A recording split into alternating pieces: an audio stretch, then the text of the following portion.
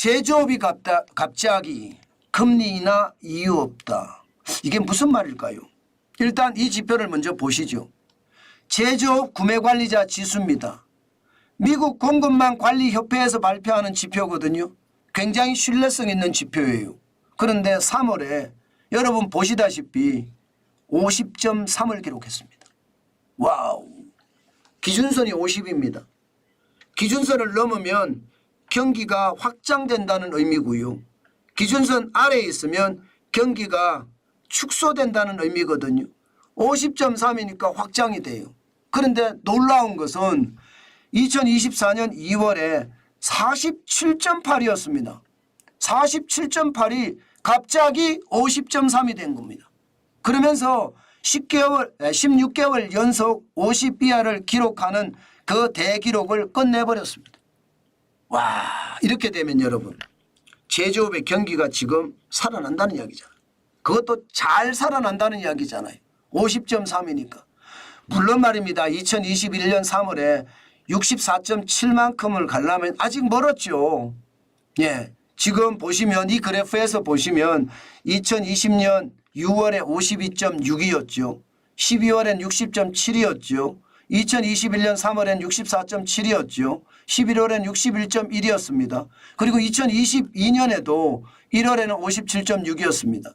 그러다가 2022년 10월에 50.2를 끝으로 계속 50 밑으로 맴돌았습니다. 그러던 것이 지금 50.3이 됐다는 것.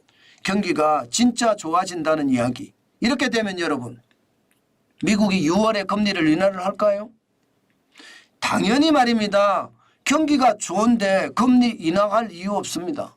금리 인하라는 것은 경기가 침체되기 때문에 금리 인하를 해서 돈을 풀어서 경기를 살리자는 의미가 강하잖아요. 그런데 경기가 좋은데 뭐하러 금리를 인하하겠습니까? 금리를 6월에 인하한다 이야기가 이제 현실성이 많이 낮아졌다는 뜻이에요. 제롬 파월 연방준비제도 미국의 중앙은행 의장이죠. 예, 연방제도 제롬 파월 의장도 말입니다. 올해 안에 3번 인하한다 이렇게 이야기를 했는데 3번 인하한다는 것도 이제 시장에서는 오히려 어렵지 않나 이렇게 지금 판단하고 있습니다. 그만큼 말입니다. 금리 인하는 뒤로 밀릴 거라고 보는 거죠. 예, 그러니까 시장에서도요 반응이 바로 나타났습니다. 10년물 국채금리가 4월 1일 기준으로 4.321%까지 올라갔습니다. 굉장히 많이 올라갔죠. 예, 작년 10월 19일에 4.990%까지는 아니지만 지금 이대로 가면 2월 22일에 4.331%가 연중 최고치였는데 연중 최고치도 경신할 태세입니다. 그런 것을 보면 말입니다. 지금 6월의 금리 인하는 이제 물 건너 갔다 하는 이야기까지 나올 정도입니다. 물론 시장은 더 기다려 봐야 알지만 현재까지 봐서는 분위기가 그렇다는 뜻이에요. 이렇게 분위기가 나오니까 말입니다. 미국의 시장도 많이 떨어졌습니다. 다우산업지수는 0.6%가 빠졌습니다. 예, 240.52가 빠져서 39,566.85로 마감했습니다. 블루칩 중심의 다우산업이 장 시작과 동시에 계속해서 빠졌다는 의미입니다. 또한 말입니다. 대형주 중심의 S&P 500 지수도 0.2가 빠졌습니다.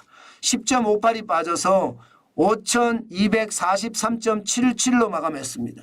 대형주 중심도 빠졌다는 뜻입니다. 다행히 나스닥 지수는 0.11% 올라갔습니다. 17.37, 16,396.83으로 마감을 했는데 나스닥, 기술주 중심의 나스닥만 약간 올라갔을 뿐입니다. 중요한 것은 여러분, 중요한 것은 우리 시장도 저는 비슷한 모양새를 취할 거라고 봅니다. 분명히 말입니다. 미국 시장이 좋다고 하니까 금리 인하를 할 이유가 없다. 그러면 앞으로도 말입니다. 고금리에 고물가는 계속 간다는 뜻인가요? 물가는 지금 안 떨어지잖아요. 금리는 더 올리는 게 정상인데 금리는 더 올릴 생각이 없는 걸 보니까 지금의 고금리와 지금의 예, 고물가를 계속 유지해 간다는 뜻인데 이것은 어떻게 생각하면 시장에도요. 저는 충분한 충격이 될 수 있다. 저는 그렇게 생각을 합니다. 아마 우리 시장에서도요. 고물가, 예, 고금리, 이자 앞에 장사 없다는 말이 실현될 날이 오지 않을까. 저는 그런 생각을 합니다. 물론 오늘 우리 시장도 계속 기업 밸류 프로그램이 작동이 되고 있고요. 또 앞으로 대세 상승기라는 어떤 분위기도 만들어지고요. 심지어 20대 30대들이 주식시장에 다시 들어오는 걸 보니까 시장은 더 올라갈 거라 제가 계속 예측한 대로 갈 겁니다. 그렇지만 이런 시장은 관망하는 게 가장 좋습니다. 너무 시장에 급하게 들어가지 마시고요. 저는 지표들이 이자 앞에 장사 없다는 말이 전혀 실현되지 않게끔 쭉쭉 올라가고 있다고 보거든요. 두고 보시자고요. 시장이 계속해서 이렇게 사상 최고치를 경신할지요.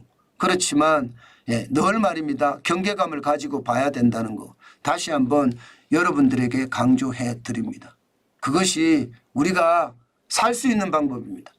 남 따라 사지 말고요. 내 스스로 시장을 아주 강력한 경계감을 가지고 보시고요. 투자에 나설 때도 소의 발걸음처럼 뚜벅뚜벅 천천히 나아가시기 바라겠습니다.